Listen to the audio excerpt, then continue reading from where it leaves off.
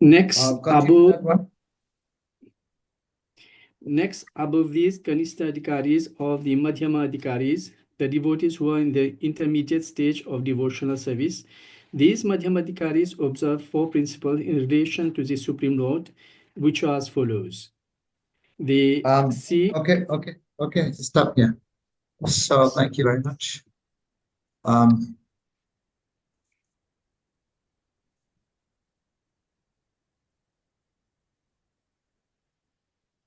Yeah. Again, this is continuation.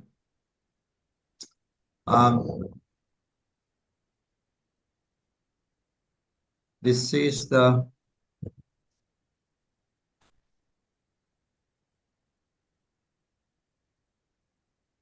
again, this is the vision of a Mahabhagavata. It's continue to see how he sees the Lord. Right? So this is continuation again.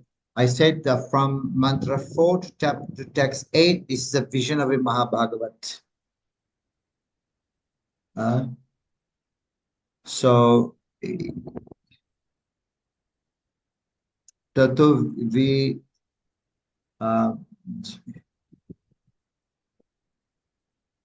Gupsate. He does not hate. He does not hate anyone. Right? Vijugupsate. He does not hate anybody. Right? So this is a vision of a Mahabhagavat. Right? So he relates, we can see here, relates everything to Krishna.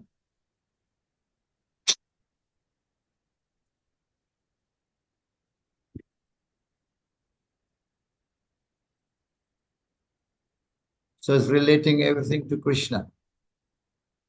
Right? So a person who sees everything in relation to the Supreme Lord and sees all entities as his part and parcel, and to see the Supreme Lord within everything, never hates anyone, nor any being. Right? So this is the vision of Mahabhagavata, sees everything in relation to the Supreme Lord. So the Lord expands everywhere, and whatever exists is also within. The Lord expands everywhere, but whatever also exists is within the Lord. He expands.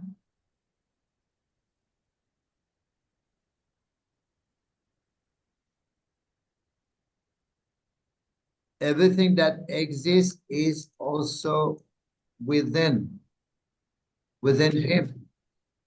Everything is also outside. Everything is also inside. Right? Everything is within God. Mata parataram nanyat kinchid asina dhananjaya. There's nothing outside the Lord. Everything comes from him, from within himself. Everything expands from him. Right? So there's nothing that is in the influence of the Lord.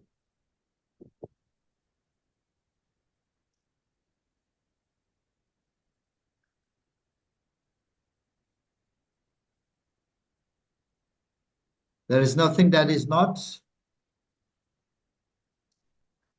under the influence.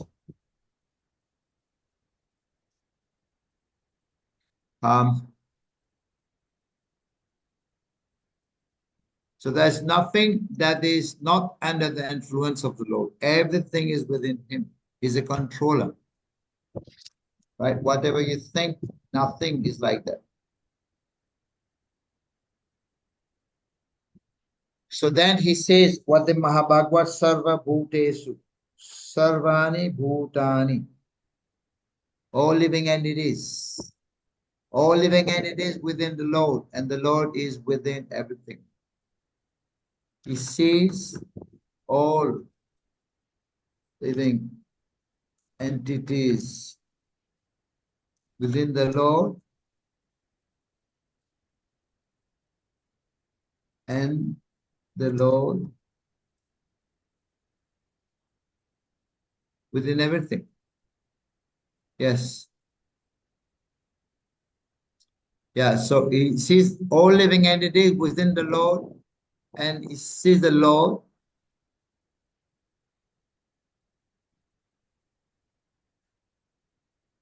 right within everything. Looks contradictory, right? Look, he sees everything within God, everything comes from him, but God also is in within everything. This is a vision of a Mahabhagavad, right? So, yes. So that's the first point. And the second point. Third point, the Lord is inside and outside.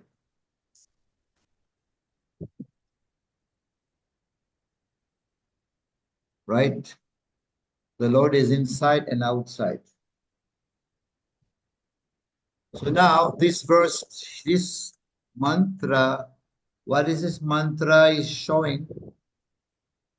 The mantra is showing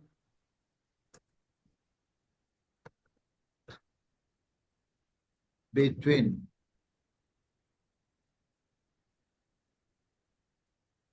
the Lord and the Jiva. There is difference between the Lord and the Jiva. So this mantra defeats Mayavad. So you must know what is Mayavad. Impersonalists, they say God and Jiva, they are one. We are God. We can also become God. We are one with God. We are God. We can become God. The impersonalists say like that. But here it is making the difference between the Lord and the Jiva. They're not one, right? But Mayavad impersonalists will say we are also God. We are one with God. But this verse is defeating that point. There is a difference.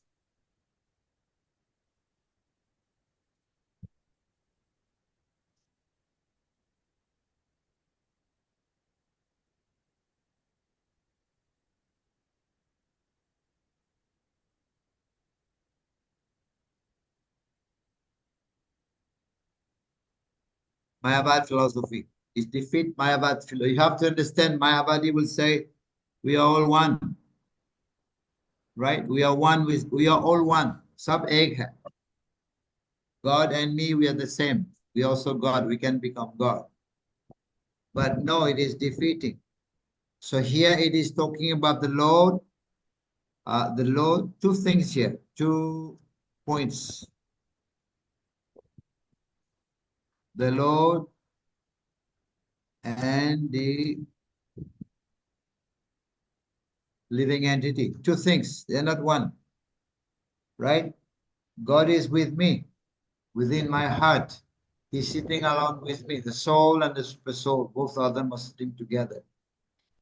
Okay, it is described in the Purana. So Lord is sitting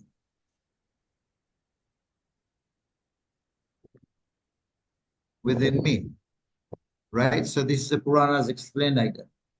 So as Paramatma is Paramatma. Um, Lord is sitting within me.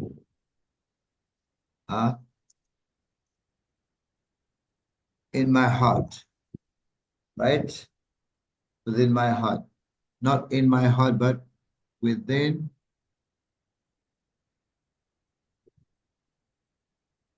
my heart, right? So he's sitting along with me. Both the soul and the super soul sitting together, right? So in the heart, both the soul and the super soul are sitting together, right? God knows, he knows. everything about me because he's witnessing. He's a witness. He's Sakshi. Sakshi means he's a witness. God knows everything about me, what I'm doing. Right? So he knows everything. Lord knows everything because he's sitting together in my heart. So in mantra, here it is describing the differences of soul and the super soul, the soul and God. But in mantra 7, you will find similarities of God and the living entity. So here it is differences. This is a description of a Mahabhagavata, right? So if you check in Bhagavad Gita, 630,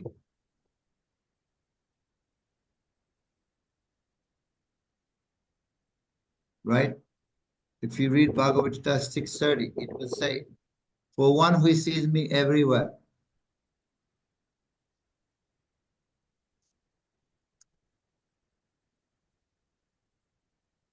So everywhere and sees everything in me.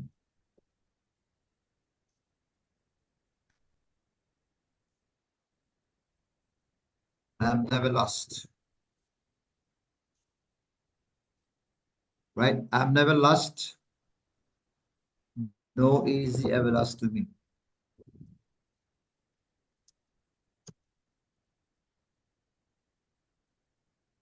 That's a verse in Bhagavad Gita.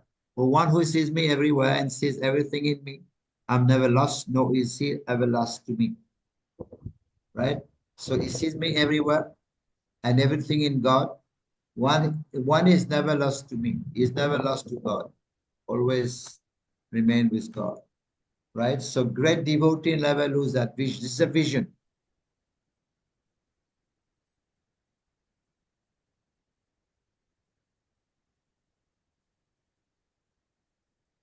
It's a vision of a Mahabhagavata. Krishna is saying, one who sees me everywhere and sees everything in me, I am never lost, no easy ever lost to me. So if we have this great vision of a Mahabhagavata, we'll never be lost in this world. Right? So yam yomam pashyati sarvatra. Sarvam chamai pashyati tasyaham na pranashyami. Tasyaham na pranashyami. I'm never lost to him. And Suchamena Pranashati, no easy level ever lost to me. So when a great advanced devotee achieves that vision, he never lose that vision. He never lose that vision. He has a vision all the time. Right? So he has a vision, this vision all the time. Right? He never lose. He's never lost him. So when a great advanced devotee have this vision, so one time a devotee asked Prabhupada, one devotee asked Srila Prabhupada, how do you know things? Prabhupada has so much knowledge. How do you acknowledge? How do you that you have so much knowledge?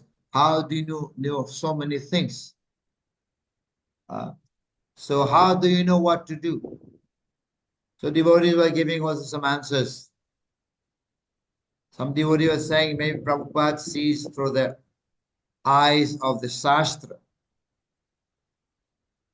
But Prabhupada said, no, Krishna tells me. You know, all this purport what Prabhupada has written, or Bhakti written the purports, Prabhupada purports, Prabhupada saying, no, Krishna tells me, right? So, of course, we all have our presence in our hearts. We all we have the presence of Krishna in our heart, and sometimes we can see that there is some kind of slow voice inside the heart, some voice telling us something, right? So don't do this, this is wrong, don't do that. Some small voice is there in the heart. That is Paramatma. Krishna is telling us. The Lord is giving guidance within.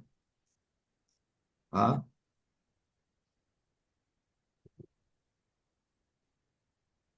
there's some voice inside, small voice. Lord is giving guidance within. Right? So Prabhupada said, the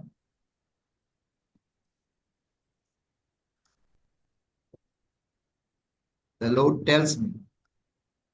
Krishna tells Prabhupada what to write, what to do. Sometimes something comes from within, especially when we are, uh, uh, especially when someone is sinful. There's some voice telling. Of course, definitely when we are sinful, we cannot hear.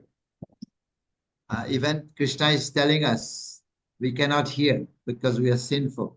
We can't hear the Lord. So after purification, then there is no more tamasik. We can hear the Lord. Srila Prabhupada writing the books. Srila Prabhupada is writing his book.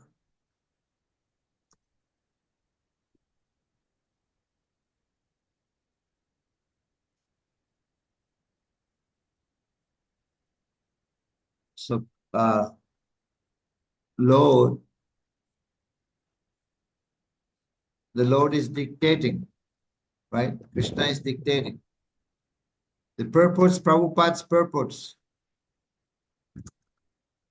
his ecstasy. Prabhupada said, my purport of my ecstasy. Purports Prabhupada write in the books is Prabhupada ecstasy. He's so happy, so ecstatic, and he's writing because Krishna is dictating him.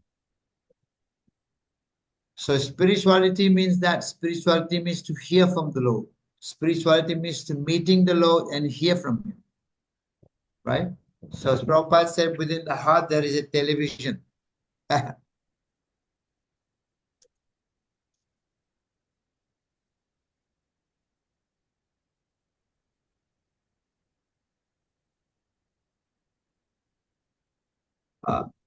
There is a television. So like Doordarshan, Hindustani TV, Doordarshan from far distance, one can see far away. Doordarshan, you're far away. You can see from far away. Doordarshan, right? So TV in your room. The TV is within your room. Sitting here, you can see what's happening outside there. So this is possible. If that is possible, materially speaking, how much more that will be possible spiritually? You sit down in your whole room, you can see in your TV something which is happening in Israel, in India, whatever.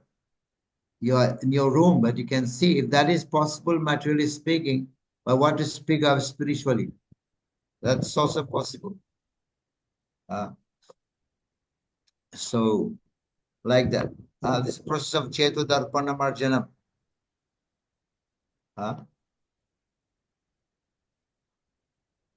So, Chetu Darpana Marjanam, the cleansing process. Krishna consciousness is a cleansing process. Right? So when the heart is getting clean, then we become clear. The Lord becomes reflect in the heart.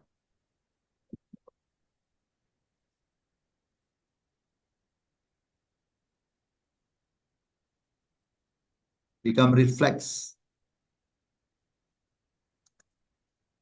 in the heart, right? So we can see his face. Then we can see his face. We can see him face to face. Only we have to find a switch, which is the best switch, how to switch on. We have to find a switch.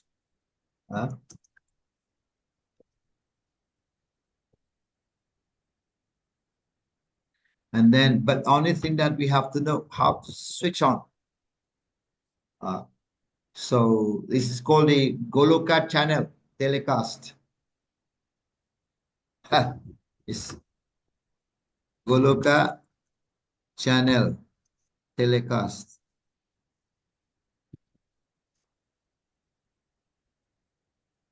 Within the hearts, right? So Rupa Goswami, there's one Goswami called Rupa Goswami. He was when he was chanting Hare Krishna, Krishna Krishna, Hare Hare, Hare Ram, Ram Ram, Hare Hare, he was able to actually see, he was able to envision the pastimes of Radha and Krishna. One day he was able to see the pastime of Radha and Krishna. Krishna was hiding in the branch on top of a tree, and Radharani was picking flowers. And Krishna's bent that branch a little bit down. Radharani did not see Krishna, but Radharani was holding onto the branch with the left hand and picking the flowers from the right hand. And Krishna, at one point, he let loose a branch, and Radharani was hanging, and she was screaming, "Bachao, bachao, bachao, help, help, help." So Rupa Goswami was envisioning that pastime. He was able to see that pastime going on, and he was laughing like anything. And then there was one Brahmana was passing by, one limping, handicapped. He was walking handicapped, he was limping. But the Brahmana was thinking that Rupa Goswami is laughing at him. But Rupa Goswami was not laughing at Brahmana. He was just laughing because he was envisioned in that pastime. He was able to see Krishna face to face. Right? So this is how when consciousness is tuned, favorably to the Lord. This is when our consciousness is tuned up very nicely.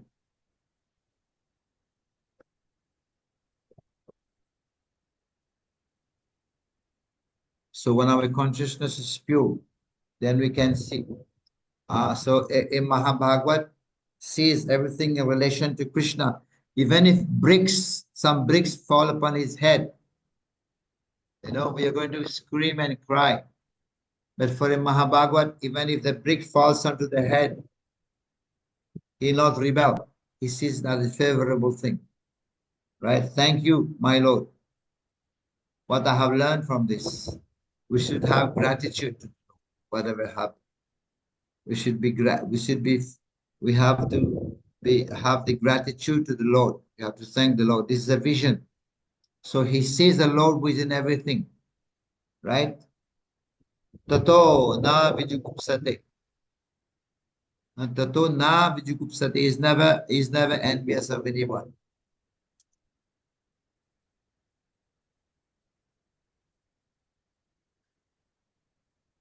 Right? It's Mahabhagavad. So yeah. Normally what we see ourselves, we see the external vision, right? Of a person, like and dislike. We see the external vision of a person, our likes and our dislikes. If it pleases my senses, I like. If not, I don't like. So let us see. Now it is explaining the next, the Kanishta, what the Kanishta sees. Okay, continue. Next one, somebody has to read Naveen Prabhu. Read continue. Yes, Maharaj. Those who have attained the second stage of realization are called Madhyama Adhikari. These No, you devotees. have to read the list 1, 2, 3, 4. You see first all the Supreme Lord. Yes.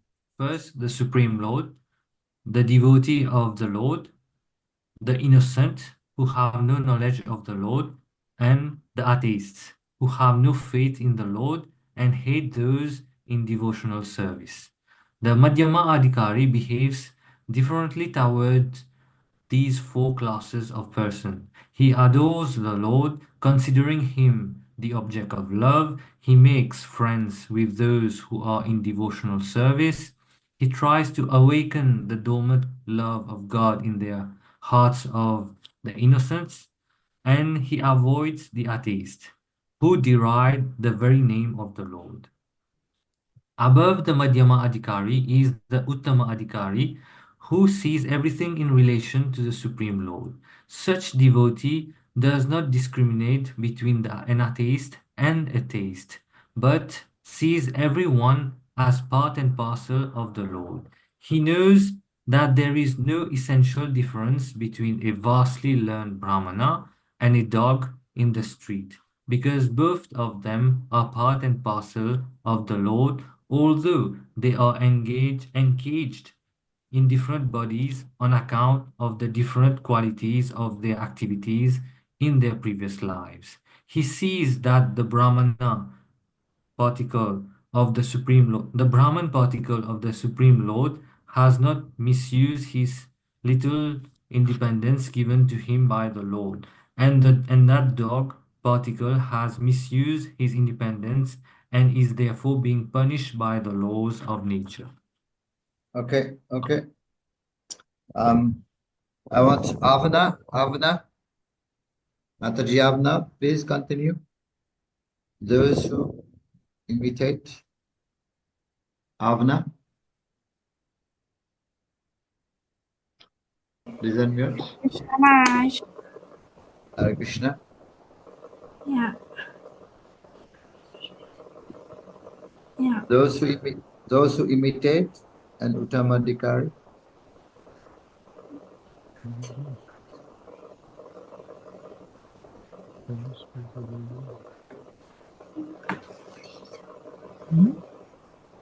Hare Krishna. Yes, Maharaj. Yeah, the Uttama Adhikari tries to do good to both. Such a learned devotee of the Lord is not misled by the material bodies of the Brahmana and the dog, but he is attracted by the spiritual spark within the respective entities. Those who imitate an Uttama Adhikari in terms of the sense of oneness or fellowship, but who behave in terms of bodily relationships, are false philanthropists. Therefore, the concept of universal brotherhood must be learned from the Uttama Adhikari devotee of the Lord, and not from a foolish person who has no proper vision of the individual soul and of the supersoul. The plenary expansion of the Supreme Lord, which dwells everywhere, Okay, in this all right. function. Okay, all right, thank you. So here, what we are learning about three categories: the Kanishta Adhikari, the Madhyama Adhikari, and the Uttama Adhikari. So yes.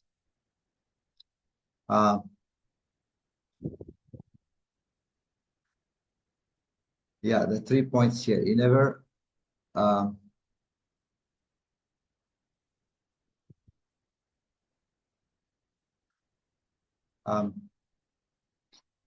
okay, just before that, how does he see?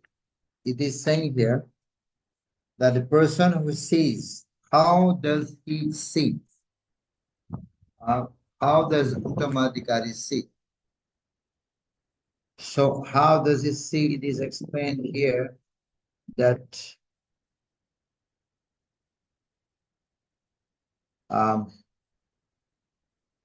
there's a word mentioned.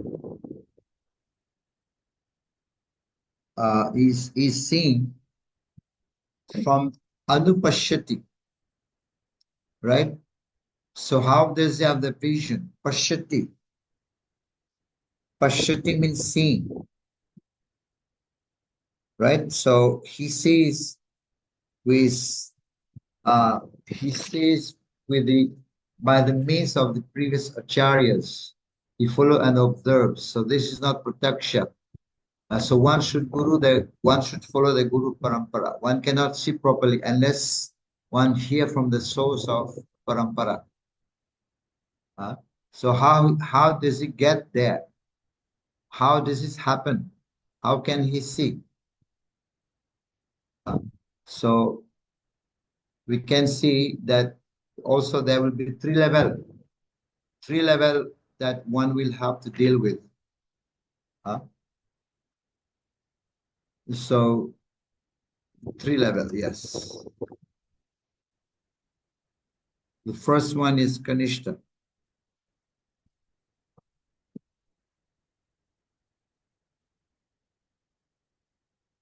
Kanish, there's no H. Kanishta Adhikari. Kanishta means the neophyte, someone who is beginner, a neophyte, a beginner. So we have read already what is a beginner is lower stage. Someone who is on a lower stage. We were reading earlier. He goes to a place of worship, is Kanishta, a neophyte person. We also consider the Lord to be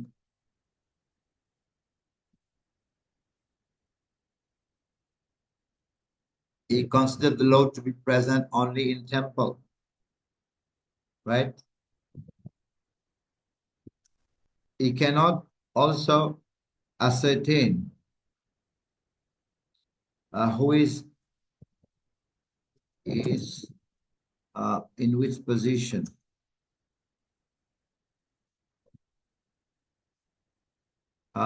He thinks everyone is the same, right? Which position? Yes, in devotional service.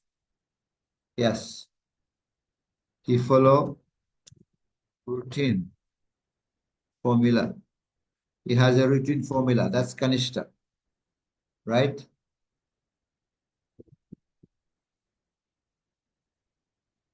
He also quarrel among devotees. That is Kanishta. So someone who always quarrel with devotee, you can see that is Kanishta. So he also considered one type of service is better than the other, right? He consider one type of service to be better than the other. This is Kanishta mentality. It may also be considered materialistic. Is materialistic devotee. He is devotee also, but he also want both sides. Now, according to what you have read, so let us go to the Madhyama.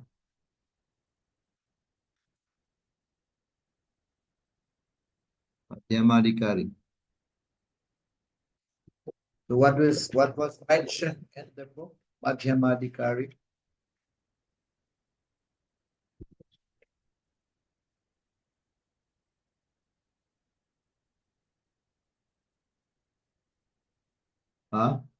So a Madhyamadikari, he also observe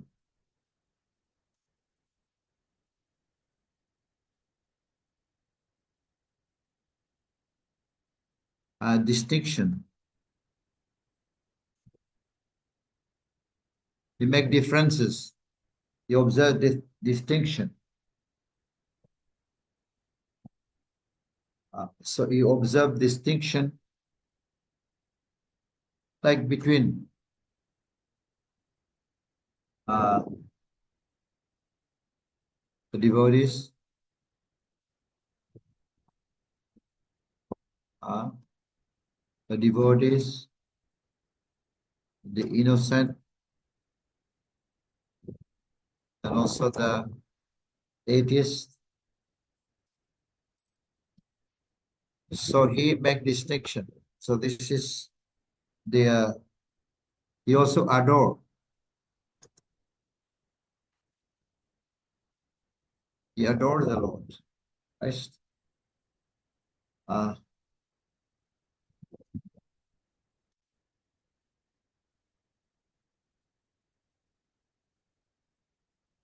So he makes friends with the devotees, right? Try to awaken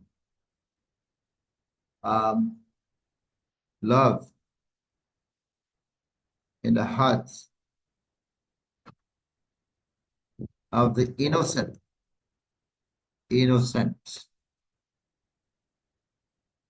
So he awakened loves in the hearts of the innocent. That's Madhyama.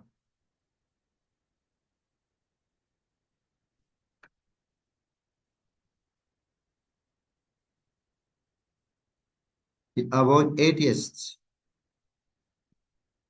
right? So this is the qualities of the Madhyama Adhikari. Observe distinction, between devotees, the innocent, the atheist. He adores the Lord, makes friends with devotees, try to awaken love and heart of innocence. He avoids atheists, right? Now I was just reading the Uttama.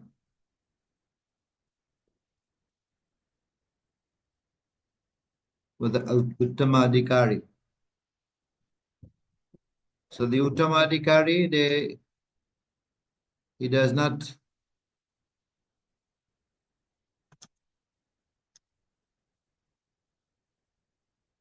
discriminate.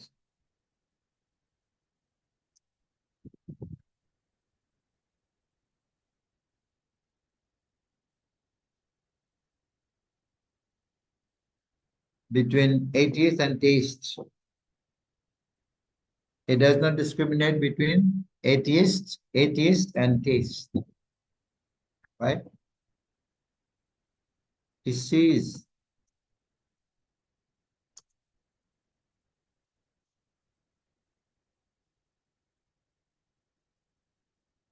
he says everyone as part and parcel of God. Right? He also says with equal vision. That's Uttamadhikari. So, but now if somebody remains on Uttamadhikari, you will see everyone as a devotee. He sees with equal vision. That's why he said that a preacher, an acharya, he has to come down to Madhyamadhikari to make distinction. This is a devotee, this is non-devotee, so that he can preach. So he comes a little bit down. And then he can preach and deliver to people. Like Prabhupada was saying, you rascal, you dogs, you asses, you donkey. Prabhupada is Uttamadhikari, but he has to come to that level to be able to preach, to be able to deliver the people. If he remains on the platform of Uttamadhikari, he will not preach because he will find everyone part and parcel of God. He will see everyone with the equal vision, right? So this is how describing how they perceive.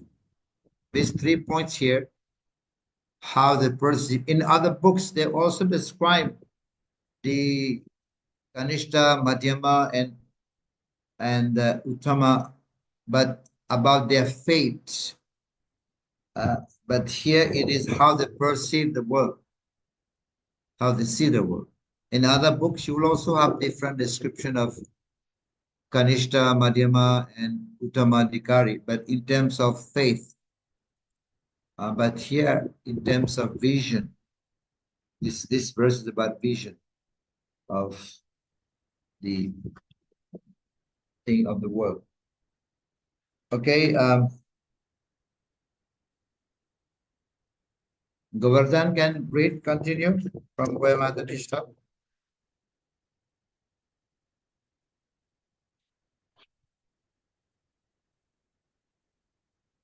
Go, Govardhan. Are you Govardhan there? All right. Prishni. Prishni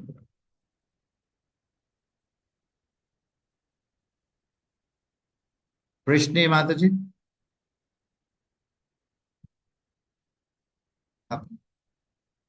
She was there. Prishni is not there. Okay. Work, Maharaj. Huh? She's at work. She said that. Work. Okay, Yes. Gopal. Varshana Mataji. Yes, Maharaj. Continue, yes. In this mantra of Isopanisad.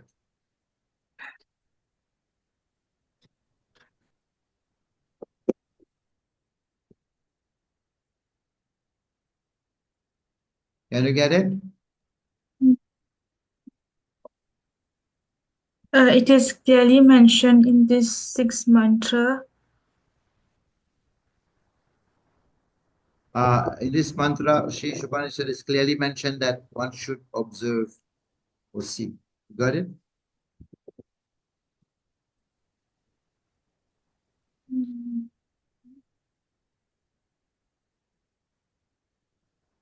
Last 3 paragraphs. Hare Krishna Maharaj, I think there's some difference in the book. Okay, you read, Gopal. Yes, Maharaj.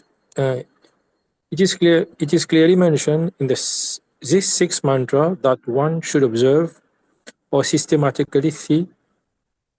This means that one must follow the previous acharya, the perfected teacher. Anupasyati is the exact Sanskrit word used in this connection. Anu means to follow and pasyati means to observe. Thus, the word anupasyati means that one should not see things as he does with his naked eye, but should follow the previous acharyas. Due to material defects, the naked eye cannot see anything properly. One cannot see properly unless one has heard from a superior source. And the highest source is the Vedic wisdom, which is spoken by the Lord Himself. Vedic truth are coming in disciplic succession from the Lord to Brahma, from Brahma to Narada, from Narada to Vyas, and from Vyas to many of his disciples. Formerly, there was no need to record the messages of the Vedas because people in the earlier ages were more intelligent and had sharper memories. They could follow the instructions simply by hearing once from the mouth of a bona fide spiritual master. At present, there are many commentaries on the revealed scriptures, Okay, continue. but most of them are not in the line of disciplic succession coming from Srila Vyasadeva, who originally compiled the Vedic wisdom. The final, most perfect and sublime work by Srila Vyasadeva is Srimad Bhagavatam, which is the natural commentary on the Vedanta Sutra.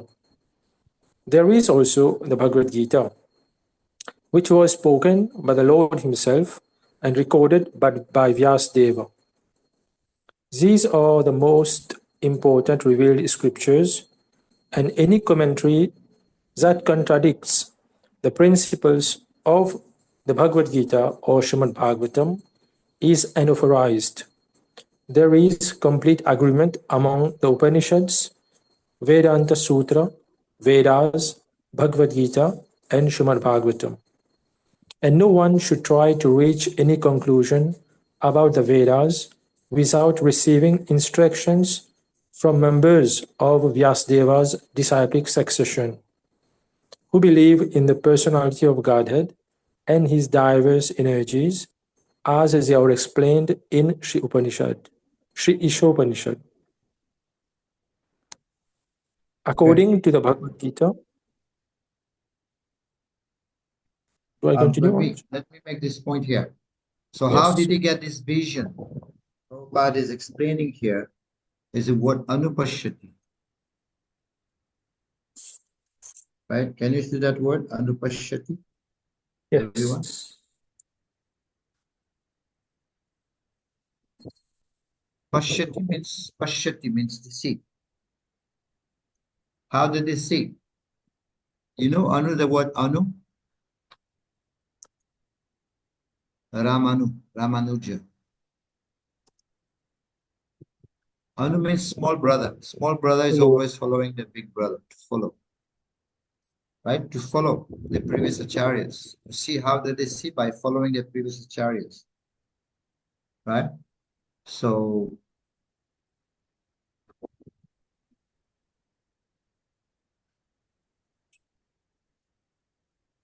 he sees. Pasyati means he sees. Anu means to follow the previous acharya.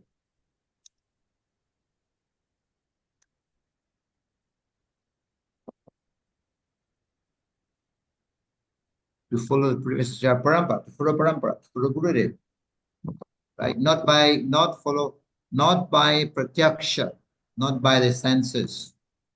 Pratyaksha means senses. We can see, we can observe only by following the previous acharya's footstep. It means one should follow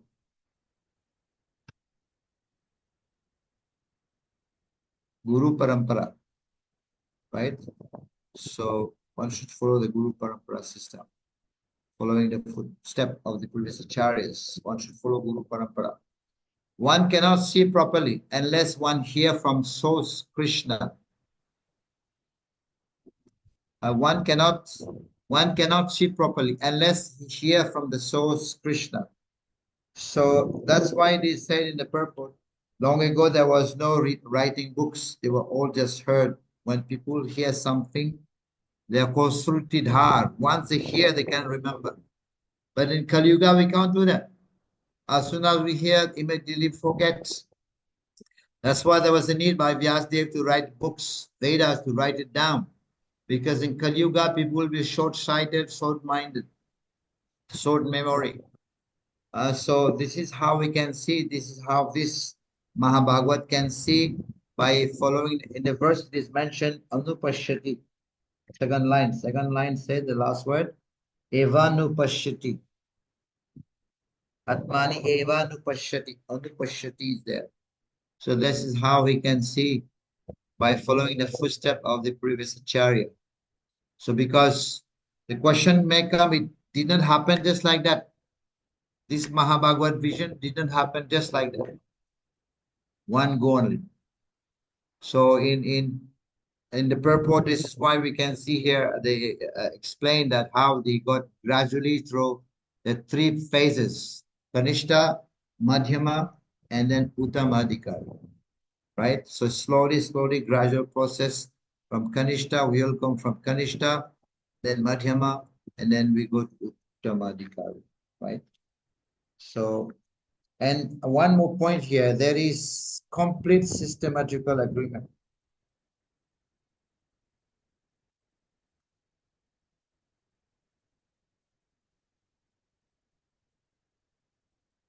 There is complete systematic agreement.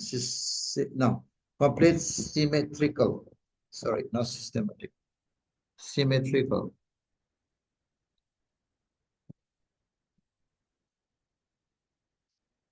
There is complete symmetrical agreement.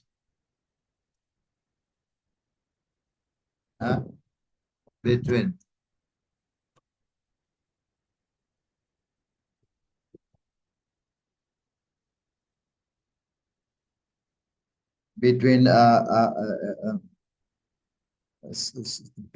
Upanishad, yes.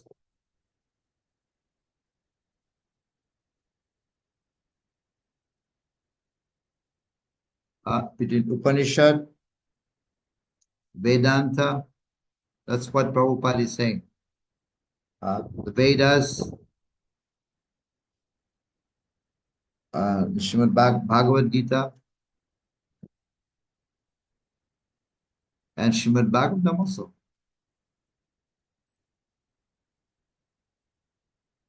Right? There is a complete symmetrical agreement between Upanishad, Vedas, Vedanta, Vedas, Bhagavad Gita, Srimad Bhagavatam. Right? They're all in agreement. It's not that there is contradiction between Gita, Vedanta, Vedas, Upanishad, Srimad Bhagavatam. Their goal is one, to worship the Lord, Krishna or Vishnu. Right? So, therefore, no one should try to reach any conclusion about the Vedas without being instructed by the members of the line of Parampara of Vyasadeva.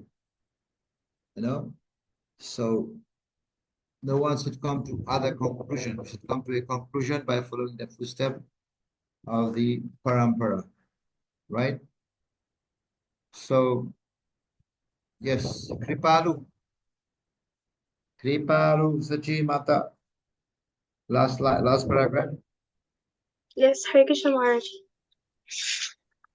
Hare Krishna. Only one who is already in the liberated status, according to the Bhagavad Gita, can become an Uttama Adhikari devotee and can see everyone or every living being as his own brother. This cannot be seen by politicians who are always after some material gain.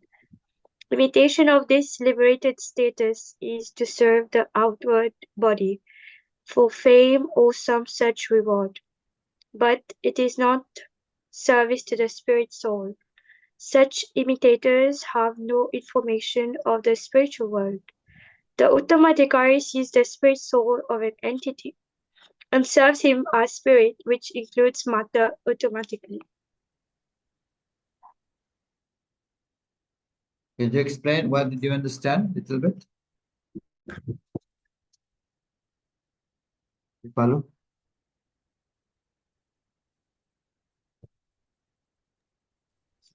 Is it difficult? Yeah. No. He Just says in the last paragraph, it says that once you reach the stage of an Uttamadhikari, you become in a liberated state where you can see every living entity as your own brother, like own. yeah. There's no Very good. difference. You don't make any difference between the Yes. living entity. Yes. And about what is it about politicians?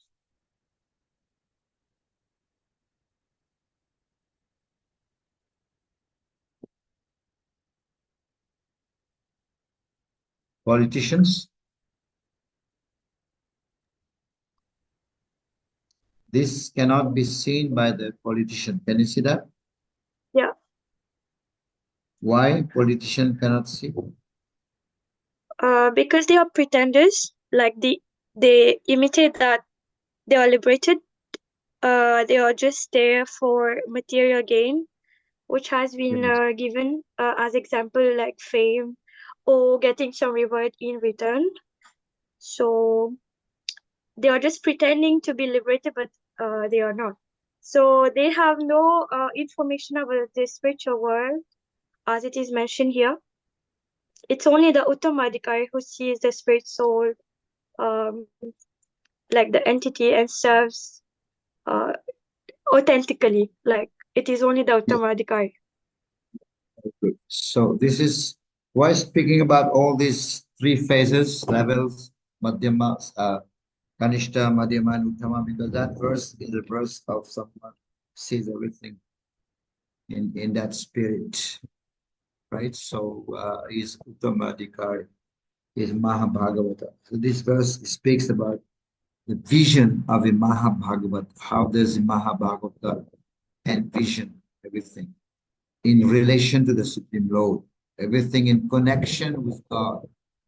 So that's the vision of a Mahabhagavata. Very good. So any question here?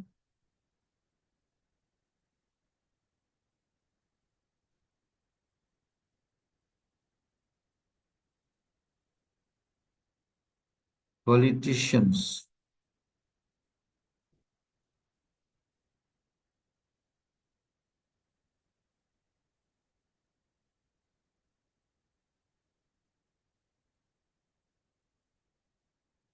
Yeah. Okay, any question? Please feel free to ask. We have completed mantra 6. Hare Krishna Maharaj, I have a little Yeah. question. Yes. So how do we identify these three categories of devotee? How do we identify? Yeah. How do you know that who is on which platform and I mean, how to some relate to also meant them? here. You see the points. You'll see somebody who is new. He just comes to the temple. We call him a neophyte. State. When he comes, he wants things for him. Try to get things for himself. And he sees God only in temple. He would also be criticizing, doing ninda, criticizing devotees. So that's neophyte mentality, right? So, and he doesn't know who is on the higher stage, who is the lower stage. He sees everything, you know. And he has also followed a routine formula. He quarrel among devotees when he comes. He's not advanced. We can see that new people who comes, but to decide quarrel, they have low mentality, right? Materialistic devotee, they want things for themselves. So then, of course, we don't go and tell them, oh, you're neophyte. No. But we understand that this is discrimination has to be there. Discrimination has no need for discrimination, but also discrimination has to be there for the second level, for the Madhyamadikari. So you see that Madhyamadikari observe distinction, right, between devotees, innocent and atheists. Why? Because he has to preach, worship the Lord. He makes friends with the devotees. He doesn't quarrel with the devotees, right? But he avoid the atheists, doesn't want the association. If he takes association of atheists, he will go down. And he tried to awaken love within the innocence. So you can see one who is a bit more advanced devotee is on a different level. He's compassionate. He has got compassionate nature. He does not criticize. He's not envious. You know, he worships the Lord. He's fixed in his devotion. He's fixed in his sadhana. So that you can see one who has made more advancement in his spiritual life. So in that way, he's a Madhyamadikari. And Uddamadikari, they are like Mahabhagavat. You know, the sages, great sages. And they don't discriminate. So they see with equal vision also. That's very advanced. This is very advanced Uddamadikari. So these are the symptoms we can understand. Who is Kanishta, who is Madhyama, Uddamadikari. But of course, he has come to that platform. How did he come to that vision? Anupashyati, by following the footsteps of the previous Acharya. We don't come to that level of Uttamadikari at once. We can come to the level of Uttamadikari slowly, step by step, by following the footsteps of the previous Acharyas. Thank you for this question. Yeah. Yes, Maharaj. I have a question. Yes. Hare Krishna. Yes, Hare Krishna, Maharaj. Is there the danger that Uttamadikari devotee, he can get fall down? And how can and devotee like as such can take precautionary measures to not fall down from Uttamadikari? I'm talking about devotees in Mauritius. This is Mauritius. Yes. How what kind of precautions do one take not to fall down? Yes. Yes. I mean, measures are there, definitely. We will find in Bhagavatam there are many also who was on a high level. They've fallen down. But these are when sometimes there's two ways of falling down. One way of falling down is to criticize, blaspheme the Vaishnavas. You know, this is very severe. If you blaspheme Vaishnavas, then they will fall down. And second way also of falling down is the low desire. The low desire, like in the case of Lord Shiva, was illusion by Mohini Murti. That was the lowest desire. Or Brahma also fell down. That was the lowest desire. Set example. And even what's the name? Bharat Maharaj also fell down from his position. But that was the lowest desire who made him fall down. But if we commit offenses by offending Vaishnavas, devotees of the Lord, definitely they will be fall down. Right? So, yeah, Uttamadhikari do not fall down, definitely, but they come down. They make little bit down, they come down just to be able to preach. They have to come down from, this is only for preaching, I'm saying. Like Prabhupada was an Uttamadhikari, but he had to come down to be able to preach. If he remain on the state of Uttamadhikari, and then he will see everyone is a devotee, everyone is equal, everyone is part and parcel of God. So a Madhyamadhikari has to make distinction to be able to preach Krishna consciousness. So, but precautionary measures are very, very important. Don't fall down in this material world. So until we become, there is from Shraddha to Prema. If you see this line, Shraddha, you have Shraddha, faith first, and then Shraddha, then comes to Sadhu Sangha, have association of devotees, and then Bhajana Kriya means we have to do our bhajan, chanting of the holy name, taking Diksha, and then Anartha Nivritti means all these anarthas, impurities start getting diminished slowly, right? So, and then until we come to Nishta, we have to come to Nishta, and then we become a bit fixed. The Nishta is a bit better, but Nishta is not everything. We have to develop Ashakti, attachment to the Lord. And coming to Bhava. You know, Bhava is one step before Prema. In Prema, no one falls down. But Bhava is one step before Prema, but Bharat Maharaj fell down, although he was in the stage of Bhava. You know, Bhava is one step before Prema. Can you imagine? He had reached Bhava, still he fell down. So up to Bhava, one can fall down. So Bhava and then Prema. And Prema, nobody fall down from when one reaches Prema. So that's why to be careful in our spiritual life. But to Nishta, if we come to Nishta, fixed up, and then we are a bit okay, you know, can be fixed. That will help us to move forward. But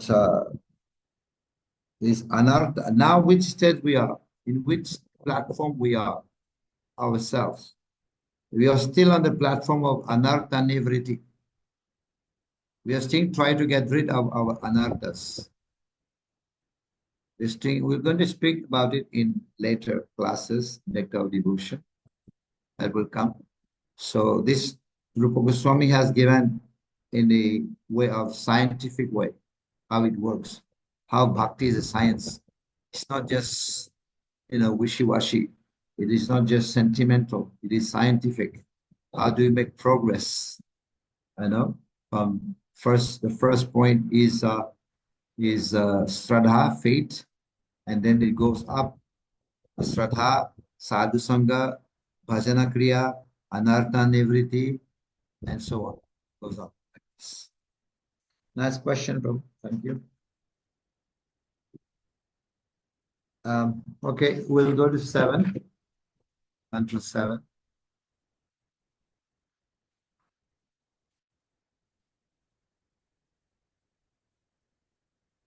Yashmin sarvani bhutani atmay bhavat vijanataha tatra ko moha asoka ekatvan anupashyata.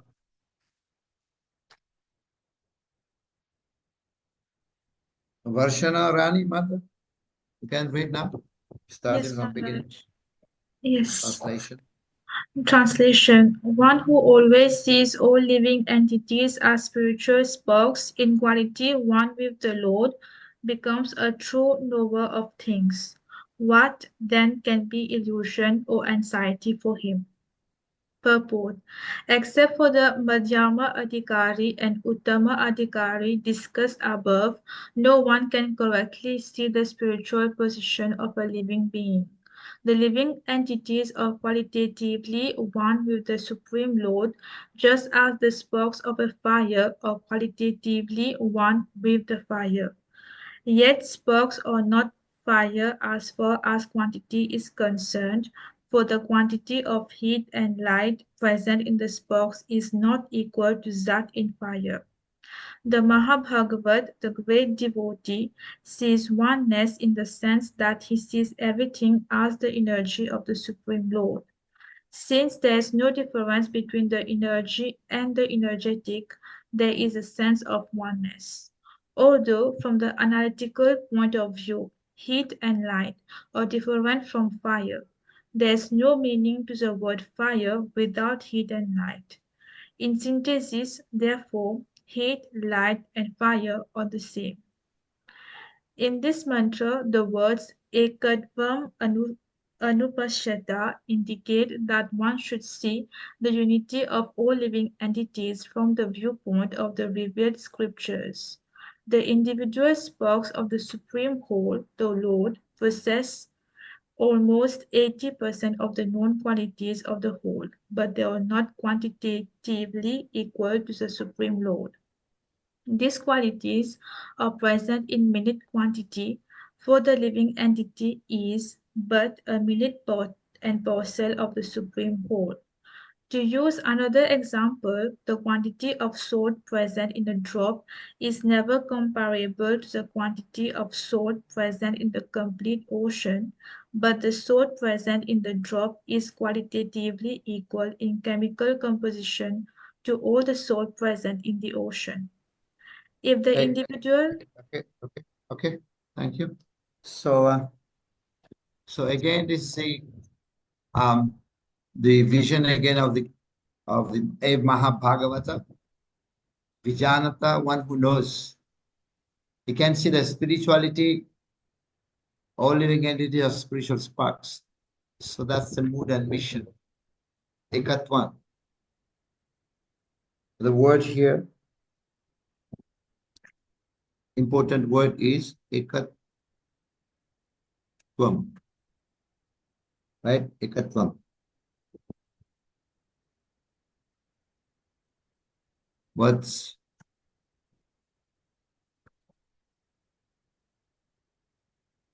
in oneness and quality, ekatvam. Because Mayavad, remember, impersonalists like this kind of word, ekatvam. Everything is one. Ekatvam. But we have to understand what is the oneness, in which aspect of the oneness, right? Oneness in quality.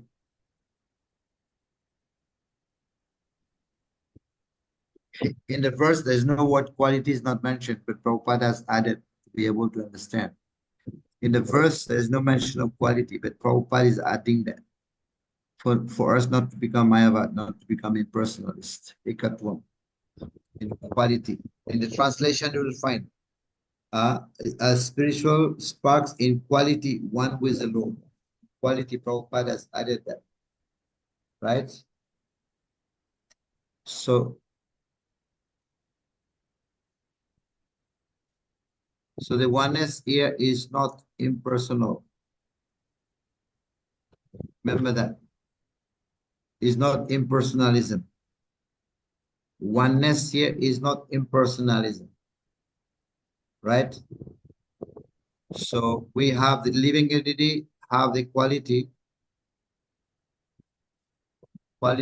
one with the Lord. We can put it like this.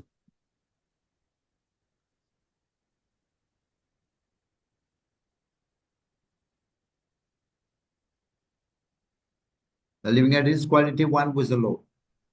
Oneness. We are one in quality with the Lord, but not in quantity. So how can we say there is no oneness? There is oneness. Right? But oneness in quality. Right? So we have to read earlier. Why do we know why Prabhupada has put oneness in quality? Because this is what it is said in the previous verses. We have to read the previous verses to be able to understand this oneness doesn't mean that we are all one. So what we have read earlier bring us to the proper understanding. In mantra 4, there is also oneness. Huh?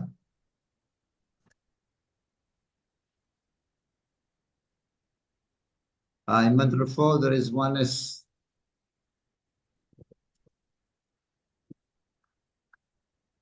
Right? Oneness. And also others. Others are running fast. We were reading mantra 4. Others were running. So God ran faster than others. So it's not that everything is one. So that defeat Mayavad. Right? In what way defeat Mayavads? Mantra 4 we have read.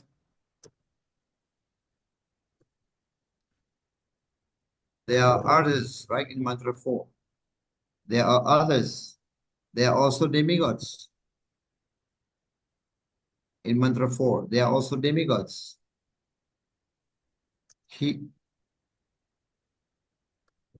The Lord overcomes all. He overcomes all others. Right? So there's no just oneness.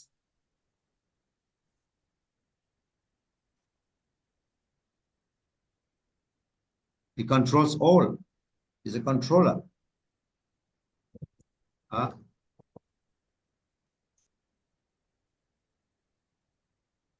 He surpasses all. So it's not that we are all one. There are others, there are many. He's saying he surpasses all. So when he says he surpasses all, means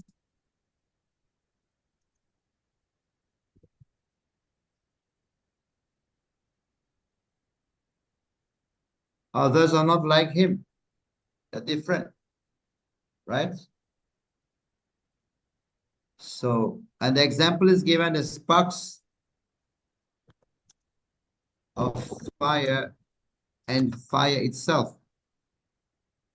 The sparks of fire and fire itself, qualitatively one and quantitatively different.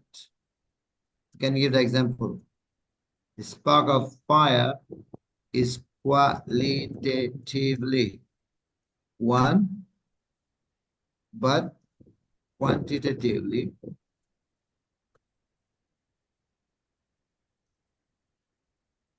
different. Yes. In quality, spark of fire is similar to the fire. In quality, sparks and fire, they are both same. But quantitatively, they are different. Right? They are different. We give the example. Prabhupada is giving the example. Quantity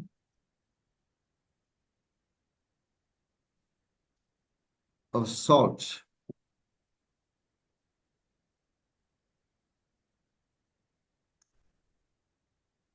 of water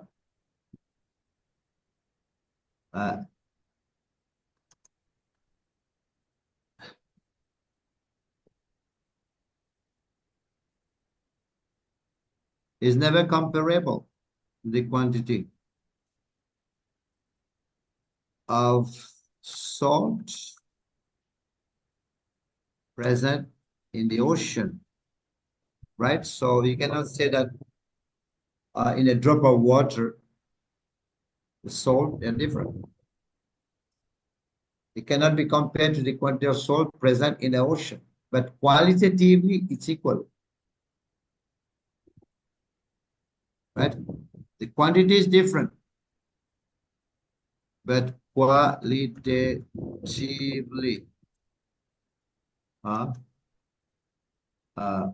equal, because there is equal composition of chemical composition. There is qualitatively it is equal.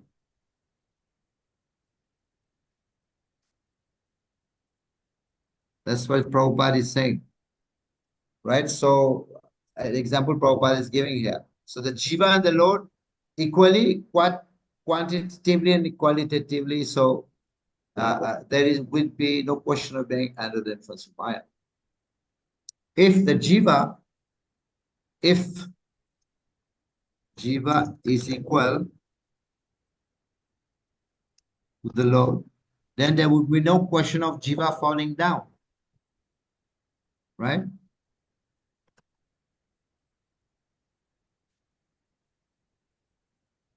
Question of Jiva falling down. If qualitatively, if Jiva is equal to the Lord, then there would be no question of Jiva falling down, right? So this is the point, right? Yeah.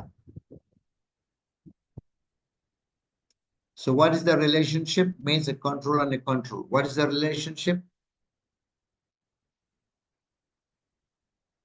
Relationship of Jiva and Lord is one is control,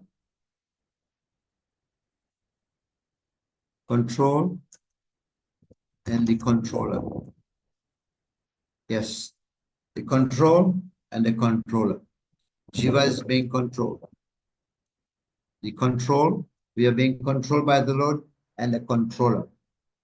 So what is the oneness here? So what is the oneness? The one is a predominator. God is predominator because he surpasses all others. He's swifter than the others. So what kind of oneness is this?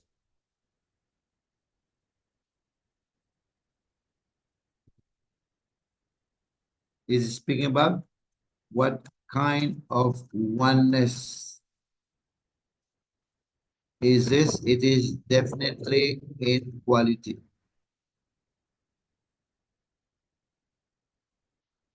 In quality only, not in quantity. We are qualitatively one with the Lord. All the qualities God has, we also have. The Jiva also have. Lord is spiritual, Jiva is also spiritual. Lord is compassionate, Jiva is also compassionate. We have the qualities of God, but quantitatively we're not the same.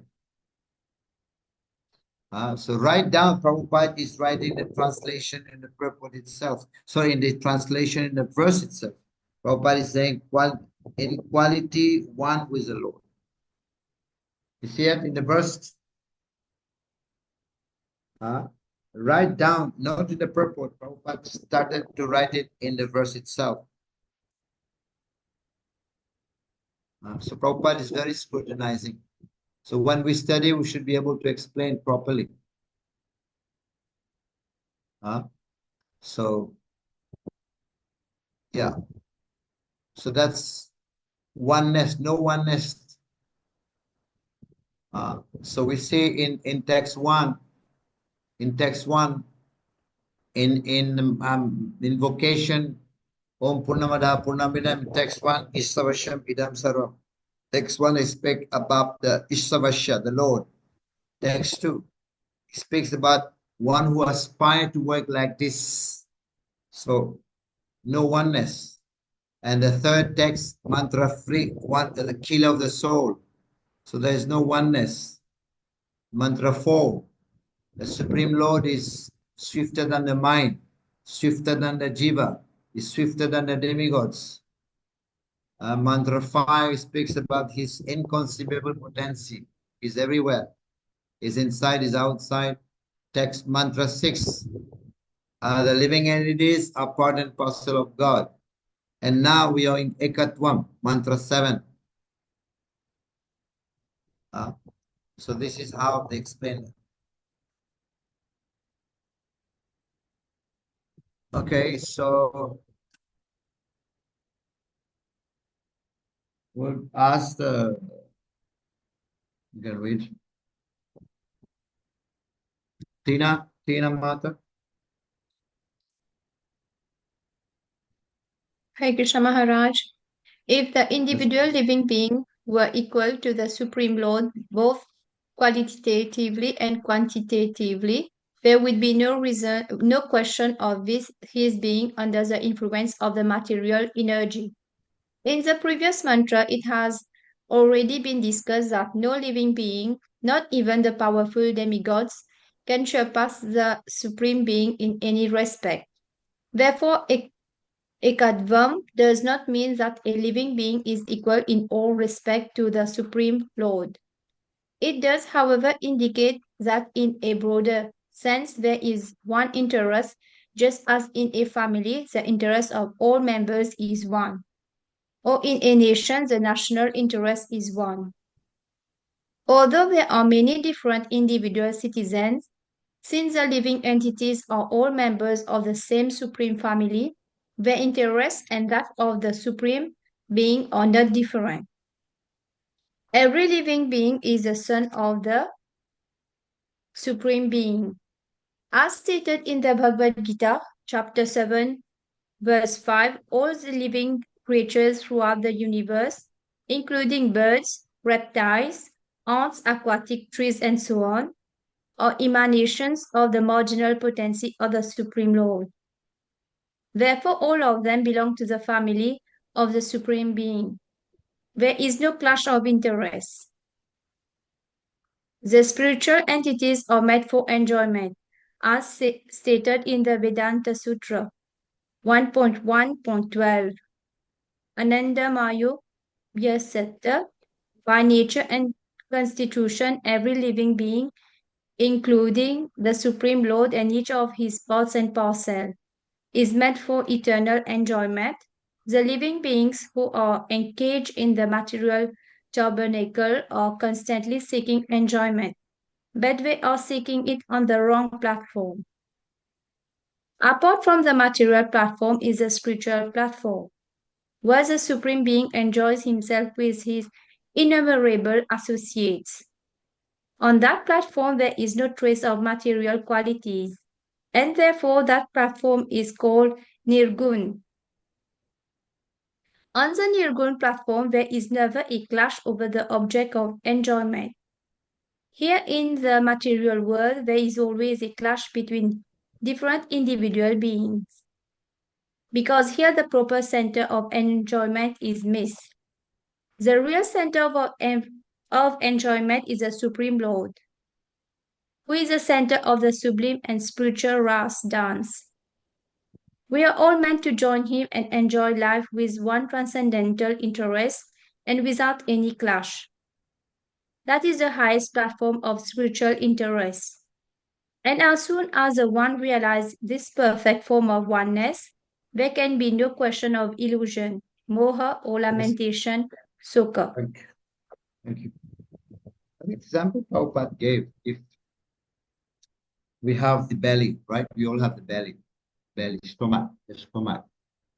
And you have your hand, and the mouth, and the tongue, and the eyes, and the legs, and the feet, and the head, and the intelligence, and the mind.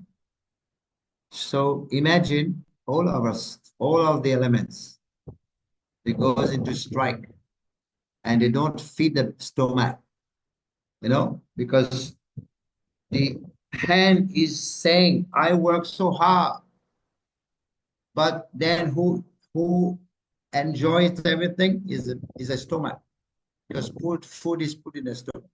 The feet also is saying, I work so hard to go to Port Louis, but who is enjoying the food? The stomach. And the eye is saying, oh, I am helping to see, to be able to go. My work of seeing, the eyes, but who is enjoying the food? The stomach. And then mouth is saying, I'm the one who, was it massive? Chewing, the food, but who is enjoying the food? The stomach. So they all goes into strike. They stop, the hand is saying, I'm crushing, I'm going to eat the food myself. And the mouth saying, I'm not going to swallow the food, I'm just going to enjoy the food myself. The feet is also putting strike, stop going, stop feeding the stomach. What will happen to the hand, the feet, to the eyes? Anybody? Anyone? If you don't feed the stomach, what will happen to the other limbs of the body? There will be no energy, Maharaj, and won't perform as should be. Yes, because we're going on strike with the stomach. The stomach is sharing partage the energy to all the limbs of the body because the food is being provided there, being given there. So this is a way because the stomach is like the Lord. So we are making strike. We don't want to serve the Supreme Lord. We don't want to serve the Supreme Energy. So by serving Him, by satisfying Him, then we'll get energy everywhere in the body. That's a point Prabhupada gave, one point. So this is very, very important, yeah. So oneness means when we become free from subtle body. Right? So how many, they say like that, Krishna, yeah, it's talking about many here. There's no oneness again. Krishna is talking about many.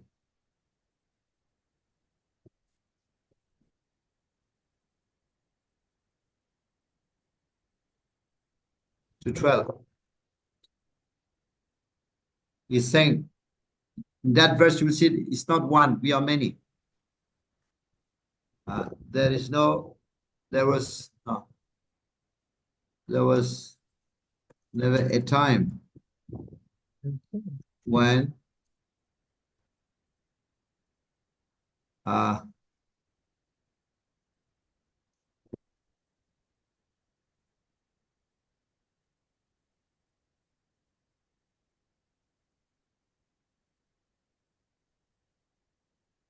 know you, not even the king. So there was never a time when I did not exist. No, something like that in the future.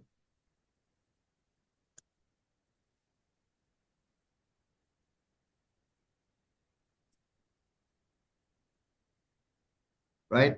There was never a time when I did not exist. No you, no all the king, no in the future solely exists. So we cease to exist, to be to exist. So he's speaking about this verse is about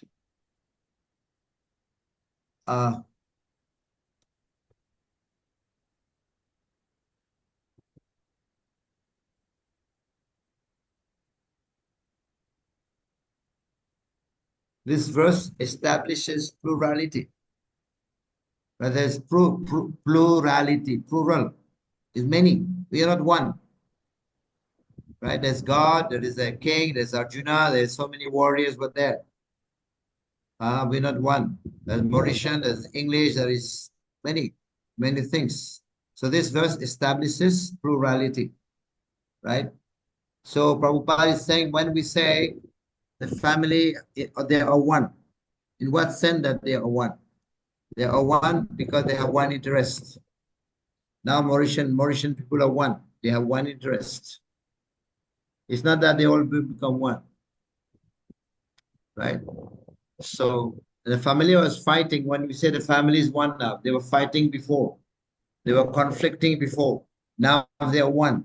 Means they have agreed to have to come together nicely in a loving way. It's not that all the family, 10 people, they have become one people now. No, that's not like that. So becoming one, we have to understand, we have to be able to explain what is oneness, right? I told you that already before. There was one Mayavadi sannyasi who came to the Padayatra, I think, Padayatra. He was sleeping at night with the devotees. So he asked the devotees, it was cold. He asked the devotees for a blanket. So the devotees, they wanted to teach him. He's Mayavadi, impersonalist. So that devotee brought some thread, blanket, not the blanket, but the thread, only the thread, small thread, jifil. And he gave it to the Mayavad sannyas, said, this is your blanket. And the impersonalist sannyasi was upset, said, I asked you for a blanket, you're giving me one thread only. And the devotee said, yes, because that's your philosophy. Everything is one. You say everything is one. You should be happy with it, So that defeats his own philosophy. It's not that everything is one, There's Hanuman, there's Ram. Ram is God. Hanuman is a Bhakta, Ram Bhakta. Cannot be one. One is a Bhakta and one is God. If everything is one, then there was no need to pray because one is praying to the other. The Jiva is praying to God. If everything is one, then there would be no need for prayers if we're all the same. So why the Jiva is praying to God? It means we're not the same. We have to learn this point. That's why Prabhupada's name is called Prabhupada Mantra. Namaste Saraswati Deve Gauravani Pracharine Nirvishesha. Nirvishesha means the Buddhists, they are Nirvishesha. Everything is zero. They say everything is Nirvana. Nirvana. Everything becomes zero. Nirvishesha. Sunyavadi. The Mayavadi, they say everything is Sunyavad, zero. Everything, is Sunya, sorry. Nirvishesha means oneness. Sunyavad means zero. Right? The impersonalists, they say everything is one. So if everything is one, then there was no need. There would be no question of prayers. Because why one is praying to the Lord? One is praying to the other. Means there are two. If one is praying to the other, means there are two. There's no one. There are two. Right?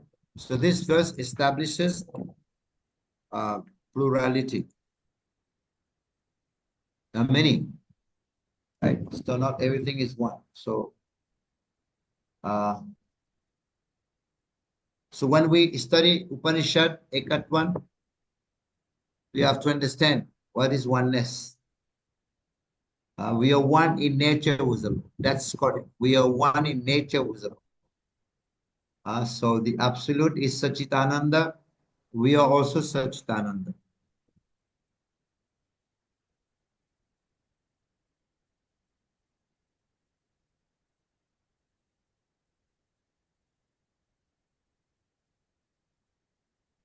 So with the Lord in nature. So, yeah.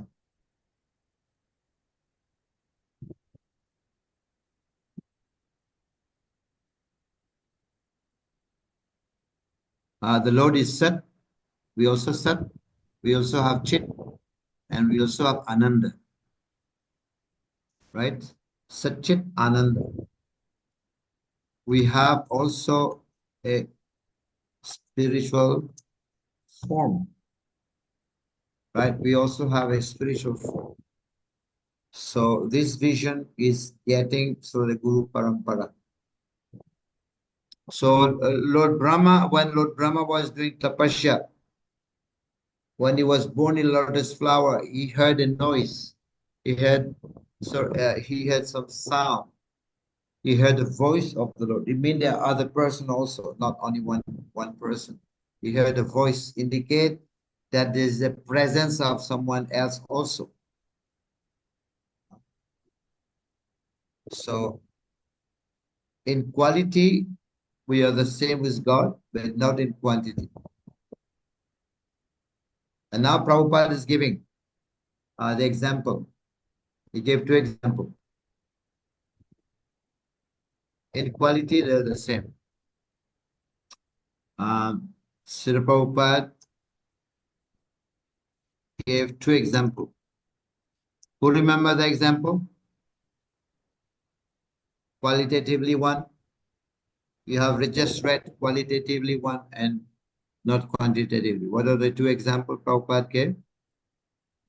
Water is Maharaj, the ocean. fire. Soul.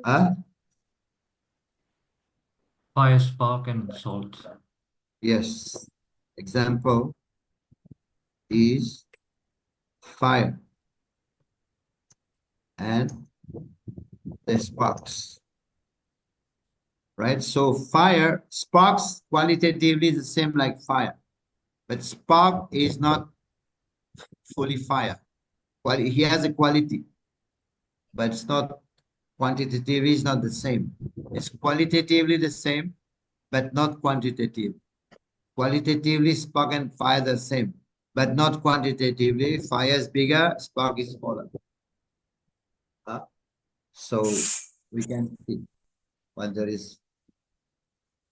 So fire emanates heat and light. Okay. Fire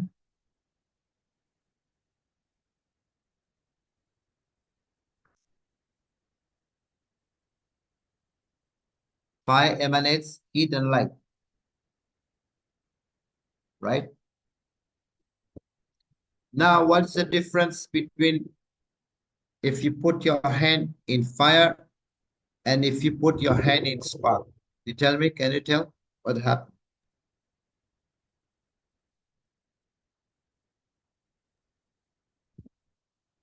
Do you understand my question? What happened if one puts a hand into the fire or hand into the spark? Harish Maharaj? Yeah? Yes. If we spoke, I can't, we can't hear, Speak louder. if a spark falls in on our hand, it will like burn it on a small spot. But if we Yeah. put our hand in fire, the whole hand will be burned. Yes, very good. So they are not quantitatively the same. Fire will burn the hand, right? So, but sparks, what happened is only maybe scratch, right? It's only a scratch. So the fire will burn the hand, but spark, it will only like leave the scratch in the hand, right? So they are one in nature. They are one in nature, same qualities. Having same qualities, but not quantitatively, they are not the same. Another way we can say that the sparks come the fire, sparks come from the fire. Similarly, we, the living entity, come from the great sparks, means the Lord, the great fire. It's not a spark, but the great fire. We come from the great fire, right? So sparks come from fire, but the jiva come from the bigger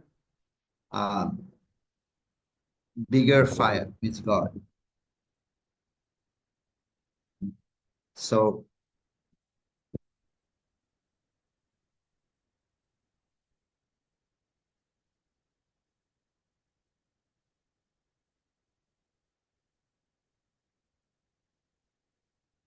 and jiva's quality, jiva has 78% qualities of God.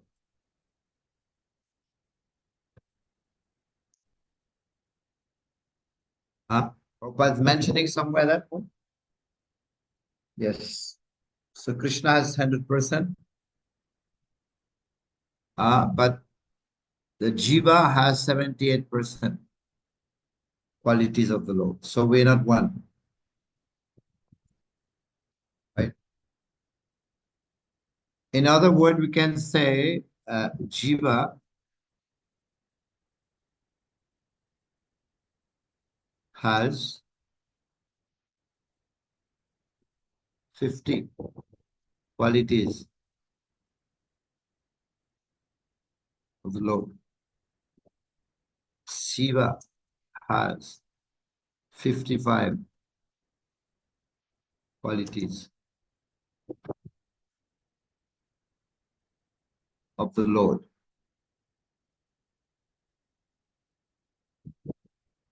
Vishnu has 60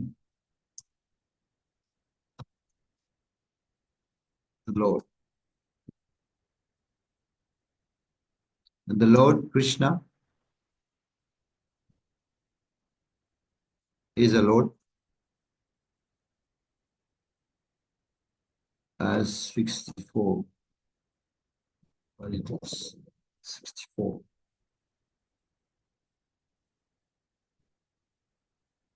So this is how it comes to 78%.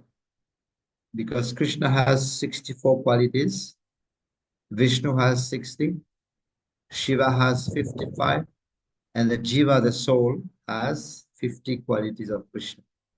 So that 50 qualities of Krishna comes to 78% of Krishna, of 64.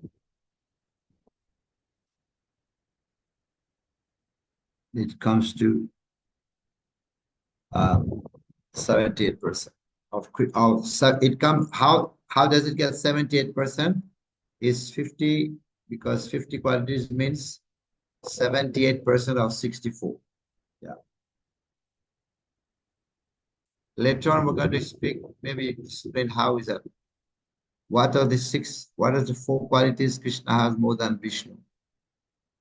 Krishna has 4 more qualities than Vishnu. So the qualities of Krishna is Madhu, Venu Madhuri, he plays the flute. Vishnu doesn't play the flute. Leela Madhuri, Krishna does pastime Leela. Vishnu doesn't do Leela. Leela Madhuri. Venu, play flute. Leela Madhuri. Also, Prema Madhuri, Prema is also exhibit Prem, love. There's one more also, quality, Guna Madhuri. Think Guna Madhuri, yes. So Krishna has 64 qualities more than Vishnu. And Vishnu, he has 5 more qualities more than Shiva. Because from Vishnu comes all the avatars coming from Vishnu. And from Vishnu, all the planets, all the manifestation of the universe come from Vishnu. So he has like that. He's got 4 more qualities, 5 more qualities. And Shiva has 5 more qualities than the Jiva. What is it? Shiva, 5 more qualities than Jiva he's got mystic power. He knows also past, present, and future. And Shiva also his body is ever fresh. His body that he has is his eternal body. He never dies. So like that, there are 5 more qualities more than the Jivas. Right? So this is how it's explained here.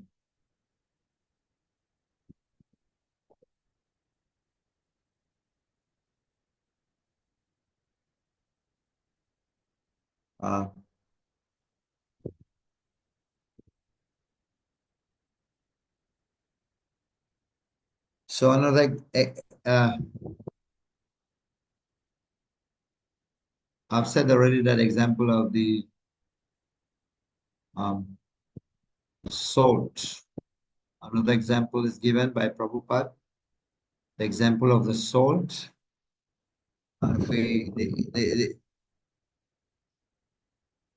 The salt are in the ocean, but in a drop, there is a small quality. So oneness, we are one with nature, but partially. Right? So we have common interest with God. And we also have common interest with God to enjoy Ananda. We exist for his enjoyment. Right? So we are more mad to join the Lord. Lord is dancing, but we are not dancing. That's why we dance in Kirtan. Right? So Lord is dancing, but we are not dancing. Ananda Maya Bhyasat. It's a common interest. Ananda Maya Bhyasat. The common interest we have with God.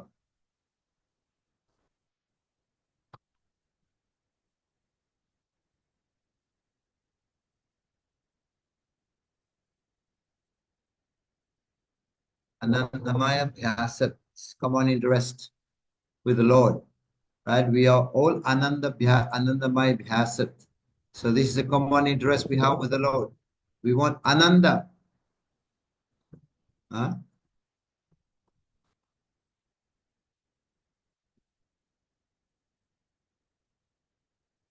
We want Ananda, bliss.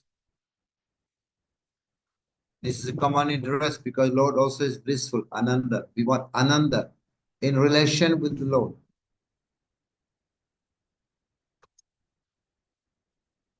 In relation with the Lord, we want Ananda. Put Krishna in the center. Putting Krishna in the center. Right? So we have to put Krishna in the center. And then Krishna is in the center. Then there will be Ekatvam.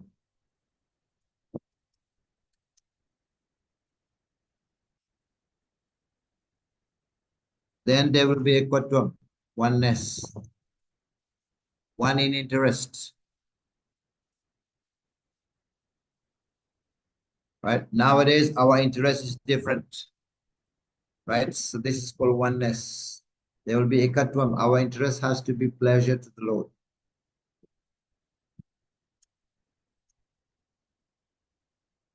To please the Lord. Right? So, yeah. But when we are selfish, then it breaks the relationship. Prabhupada is saying, in the United Nations, there is many flags. If we say United Nation, then when we are united.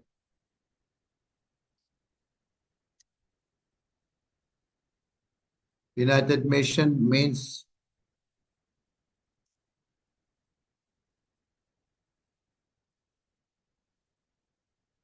but if you go to United Nations, there are many flags in America, right? So it should be one flag only. But every year you see the flags are increasing more and more. So it's not real United Nation. It's not real United Nation. So, yeah. So that's the point. United Nation is not one, is not universal. There are many flags, right? So it's not oneness. If we say oneness, there must be only one flag. Okay, so I think you have understood this point here, mantra 7. And the main point is about oneness. What does it mean, oneness? Not oneness in quality, not oneness in quantity, but oneness in quality. We're not one, we are different. If you're one, then we will not be praying. If you think we are God, then many people are teaching like that. You're God. You personalist, you can become God. You're also God. You're one with God. But this is wrong concept. Okay, Hare Krishna, any question or anything that strikes you that you want to share? First is question.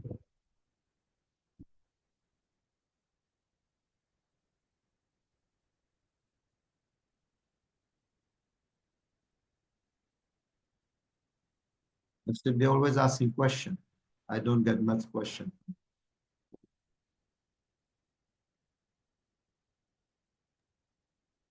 Maharaj, I think this verse confirmed the Achinta Veda Ved philosophy. Am I right? It's 7 verse, yes. Mantra 7. Yeah. Yes. Yes. Achinta Veda means oneness and different. Yeah, you're right. It's Mahaprabhu's teaching, one and different. We are one with God, but also different from God. You give the example of Lord Shiva. Lord Shiva is one with God, is God, but also not God. And the example is given yogurt and milk. Milk is yogurt. Milk is yogurt. Milk can be transformed into yogurt, dahi. But dahi is not milk. It's one and different. Yes, we are one with God, but also different. This is called Achintya Veda Veda. Veda Abed. Veda means different. Abeda means one. Very good point.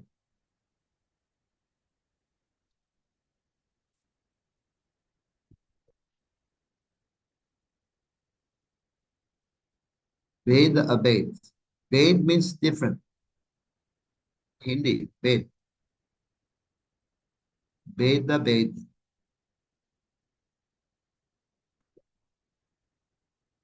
Ved abed. So if you translate it properly, it's like this.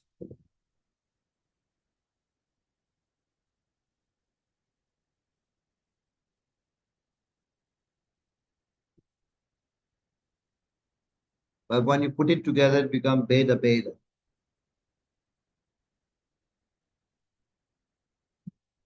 Ved means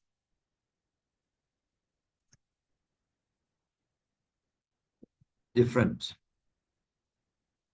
Veda means different.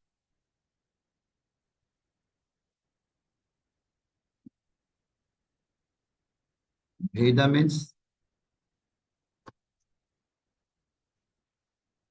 not different. Veda, abed. Veda, abed.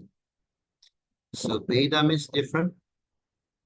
Abeda means not different. So we are one and different. That's Mahaprabhu's teaching. And it is called Achintya.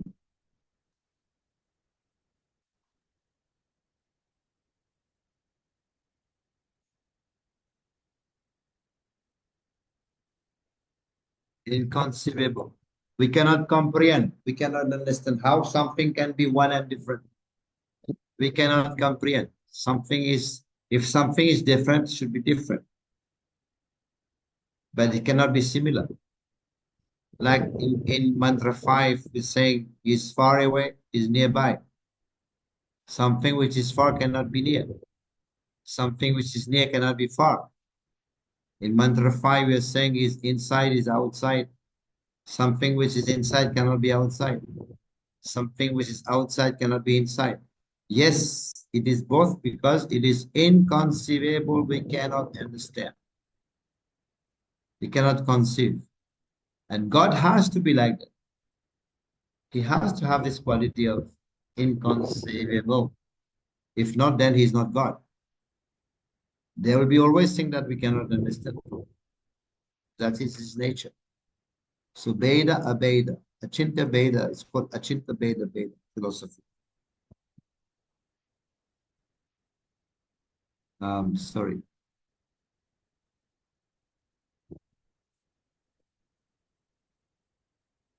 Achinta Veda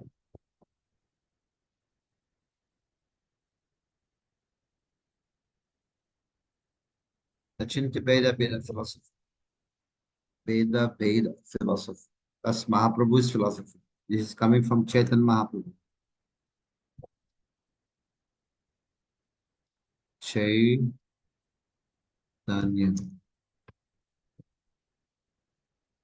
Mahaprabhu. Right? So he came with that philosophy. Everything is one, but also different. Others, they will say oneness. Advaita, Advaitavad. In Mayavad, Advaitavad, everything is one. What's the name? Bhagavacharya said, Dvaita, everything is two. There's two. It's not one, it's just two. You know? Others will say, Dvaita, it's one and two, like that. Okay, any question? More question? Or any realization? Gopal, you may say something. You will have to say something. Hare Krishna Maharaj, yes. Actually, Can't hear you. Hare Krishna Maharaj. Can't hear. Oh, more. Louder. Now is okay? Hare Krishna. Yes, yes. Yes, Maharaj. Actually, you mentioned the word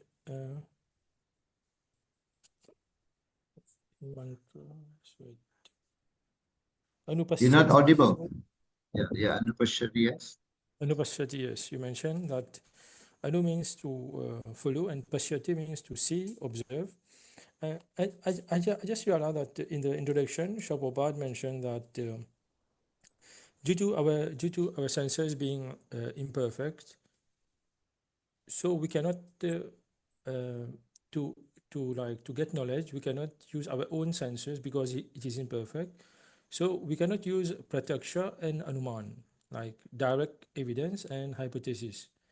So we have to accept the sabda praman, like Vedic knowledge. Yeah. Yes. So there's like a link between the introduction and this part. And also here is mentioned that we must accept this knowledge like through parampara. So we cannot speculate about the knowledge because it's already given to us by the parampara, and we have to accept it as it is. Yes, very good. Yeah.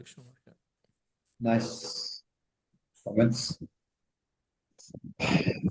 Narayan, something?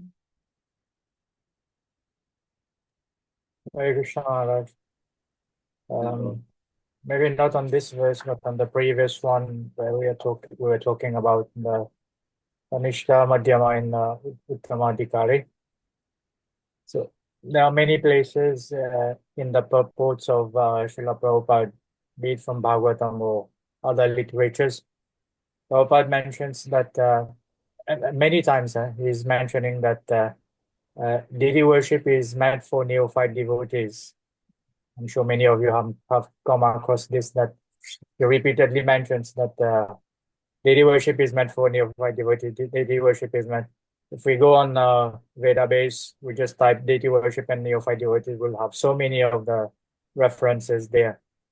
But at the same time, why is it there is that you have rightly mentioned about the Kanishta Adhikari devotee at the lower stage follows a routine. I was just wondering about what is that routine. Actually, to my understanding, it is like our sadhana.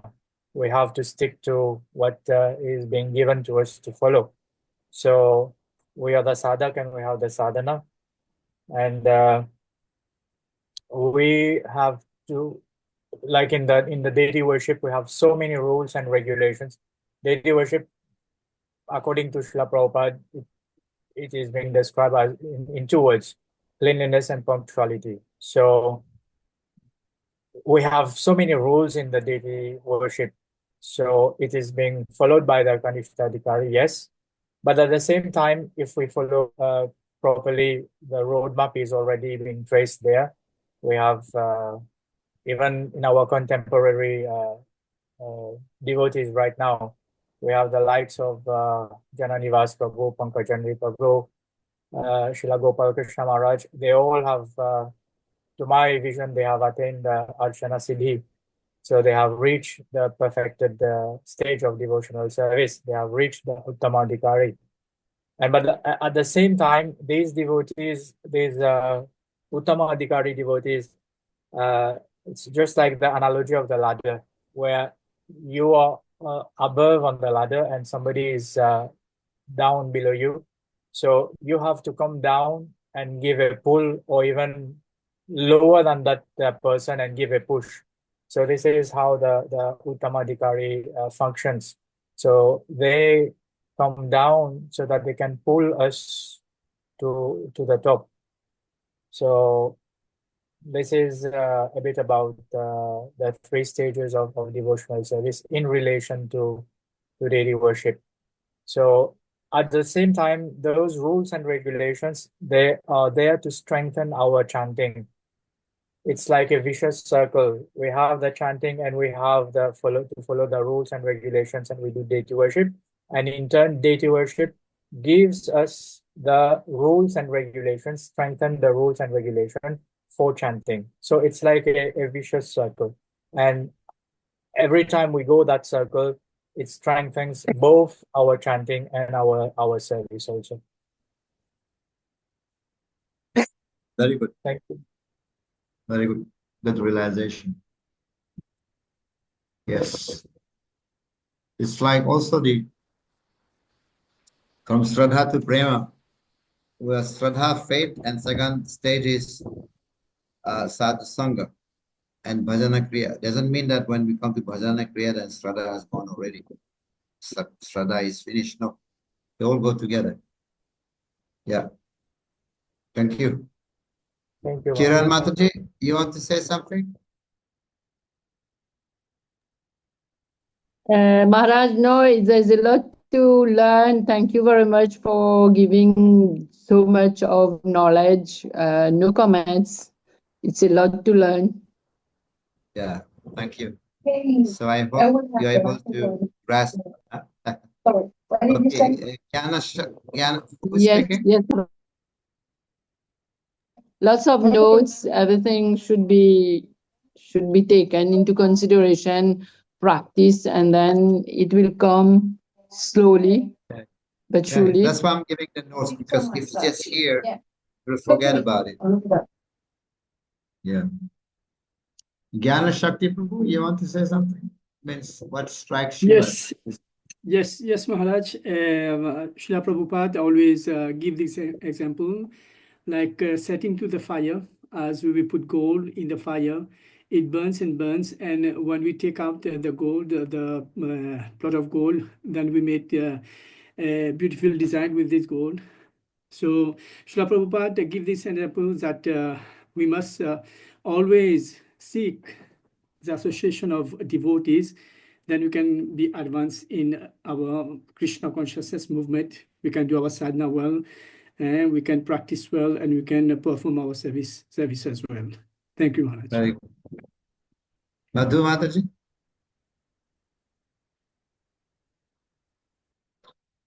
Any point you want to say?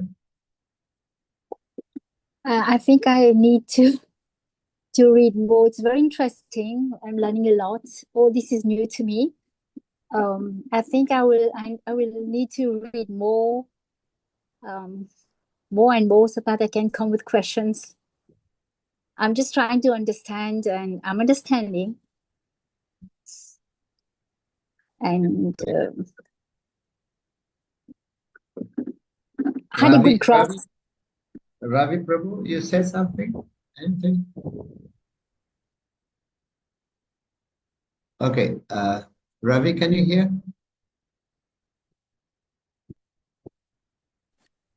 Yes, Maharaj, Hare Krishna. Any point that you like that strikes you? Want to say? No, Maharaj. You understood, right? Yes. Okay. Hare Krishna Maharaj. Yeah.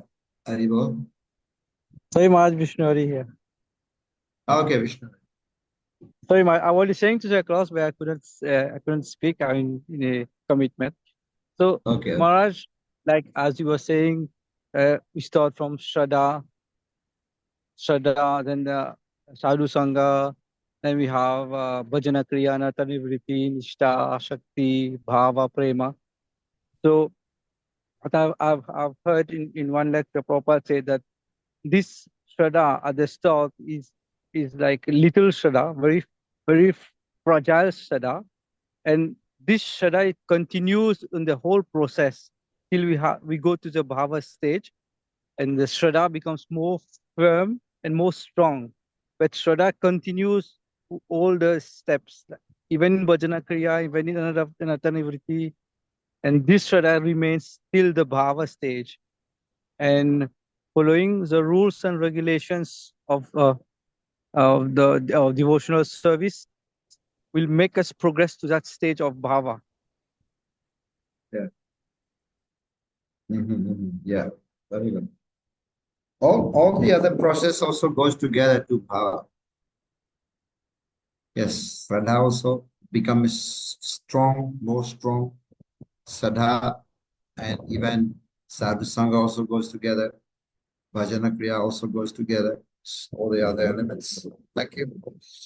Bharati, Mataji. Hare Krishna Maharaj. For me, I appreciated that I got to know about Lord's 100% qualities and about the qualities of Jiva. I didn't know about it. 78% qualities of God. And Yeah. about Vishnu, the qualities of Vishnu Bhagwan, the percentage, how many qualities? It was new for me. It's I'm having the Gyan above. I was not. It was not in my. For me, it's pure. It's new also. Thank you. You're getting new understanding, new knowledge, right? Yeah, another level, and the association of so many devotees along here also, getting to learn more. Haribol. Thank you so much. I want to our last one, Kripalu. Yes, Hare Krishna Maharaj. For me, it was the depth of knowing the oneness. I mean, like we always heard like how the oneness is like from an impersonal point of view, like what I've heard. But today I've learned the depth of how like Srila Prabhupada has emphasized, like he has given a different point of view of how oneness is when it is one in quality and not quantity. So this is what struck me. Thank you. A good example that Prabhupada gave is if we are all one, then there was no need for praying. In that book, this is book of prayer, right? If you're all one, there was no need for praying to the Lord, because if Lord, how Lord is praying to the Lord? If you're Lord, we are not Lord, we are Jiva. So this is kind of oneness. We're not one with God. We're one in quality, not one in quantity. Thank you so much for your attention. And I would just want to tell you one announcement is that there will be revision next Sunday. Everyone present, there will be revision next Sunday. We'll go with the question bank next Sunday, and then you're going to have 3 weeks to revise revision, and then the exam will be on 25th May. It's a Sunday. Have you been to the exam location? I was thinking in Tamil, but Phoenix, we cannot do it because construction is going on. We do it Bonake. Is it okay with everyone?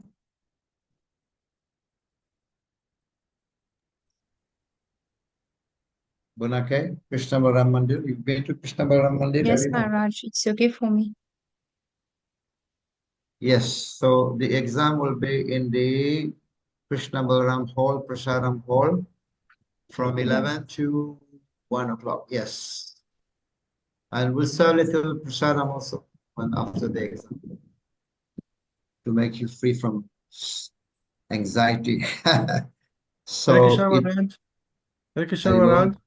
The exam will be for which batch? For which module? The first for one or nectar instruction. Sorry, I forget to mention. okay. For the nectar instruction. Okay, thanks. Yeah, for the nectar instruction. Okay, thank you, Maharaj.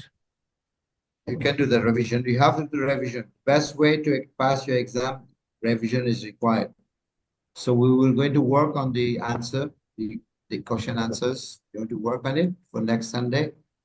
And then the 25th, I believe Sunday. So you're going to have 3 weeks at least to make revision. And you should revise revision, faire revision, read again and again and again. And then you can sit for the exam. It will be on 25th at Krishna Balaram Mandir, Bonake, from 11 to 1 o'clock. Hare Krishna. Thank you. Krishna Maharaj. Maharaj,